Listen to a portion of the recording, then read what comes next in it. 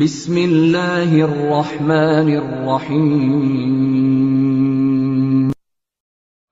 برادران اسلام، آج اس نشست میں ایک ایسی بات کہنے جا رہا ہوں، میں اپنے رب سے امید رکھتا ہوں اگر میرے بھائی اس بات کو ٹھنڈے دماغ کے ساتھ مکمل تسلی کے ساتھ سن لیں، سمجھ لیں، جو لوگ قبر پرستی کے شرک میں مبتلا ہے، میں رب سے امید رکھتا ہوں اگر وہ اس بات کو سن کر سمجھ کر عمل کر گئے تو شرک سے بالکل پاک ہو جائیں گے۔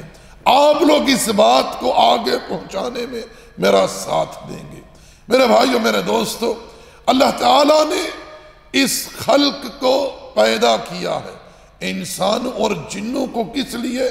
اپنی عبادت کے لیے پیدا فرما کر ان کو حکم دیا ہے وَاعْبُدُوا اللَّهَ وَلَا تُشْرِكُوا بِهِ شَيْئًا، اللہ کی عبادت کرو، اللہ کی عبادات میں کسی قسم کا شرک نہ ہو۔ میں آپ کو ایک قاعدہ دے کے جا رہا ہوں آج میرے بھائیو، یہ کہ رب ذوالجلال نے قرآن کریم میں جہاں جہاں اپنی عبادت کا حکم دیا ہے، رب ذوالجلال کا حکم عبادت 4 چیزوں کو مشتمل ہے۔ کتنی چیزوں کو؟ 4 چیزوں کو۔ یہ 4 پوائنٹ آپ احباب نے سمجھنے ہیں اچھی طرح۔ پہلی چیز کیا ہے کہ عبادت اللہ ہی کی ہو، اللہ ہی کی ہو، اللہ کے ساتھ ساتھ کسی اور کی عبادت نہ ہو۔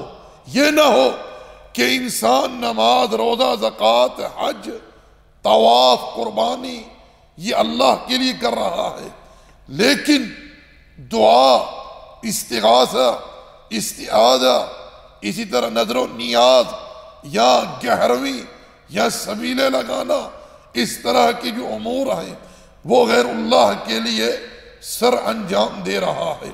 مشرکین مکہ اسی شرک کے مرتکب تھے، وہ اللہ کی بھی عبادت کرتے تھے اور اللہ کے ساتھ ساتھ غیروں کی بھی عبادت کرتے تھے۔ اللہ تعالیٰ نے ان کے بارے میں قرآن کریم میں ارشاد فرمایا کہ یہ کیا کہتے ہیں؟ هَذَا لِلَّهِ بِزَعْمِهِمْ وَهَذَا لِشُرَكَائِنَا، کہ یہ جانور، یہ چوپائے کھیتی کس کے لیے ہے؟ اللہ کے لیے ہے، اور یہ جانور، یہ کھیتی کس کے لیے؟ ہمارے شرکاء کے لیے۔ یعنی وہ اللہ کی بھی عبادت کرتے تھے اور اللہ کے ساتھ ساتھ اوروں کی بھی عبادت کرتے تھے۔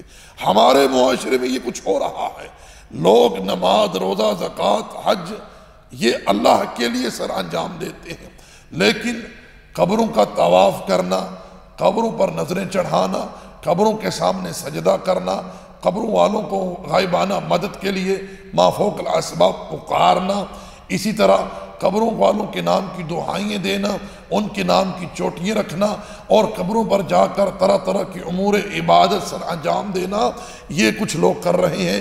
یعنی اللہ کی بھی عبادت اور غیر اللہ کی بھی عبادت۔ اللہ کو یہ تقسیم پسند نہیں ہے۔ رب ذوالجلال چاہتا ہے کہ رب ہی کی عبادت ہو، رب کے ساتھ ساتھ کسی اور کی عبادت نہ ہو۔ رب نے اسی بات کا قرآن میں حکم دیا ہے، وَمَا أُمِرُوا إِلَّا لِيَعْبُدُوا اللَّهَ مُخْلِصِينَ لَهُ الدِّينَ، اللہ ہی کی خالص عبادت ہو، اللہ کے ساتھ ساتھ کسی اور کی عبادت نہ ہو۔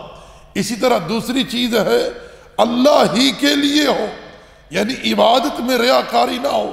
ایک تو یہ کہ اللہ ہی کی ہو، دوسری چیز یہ ہے اللہ ہی کے لیے ہو، عبادت میں ریاکاری، دکھلاوا، شہرت یہ چیزیں جو ہیں وہ نہ ہوں، کیونکہ اللہ کو ایسی عبادت مطلوب ہے جس میں کسی قسم کے شرک کی کوئی آمیزش نہ ہو۔ تیسری چیز کیا ہے کہ عبادت میں التزام ہو، استقامت ہو، ہمیشگی ہو۔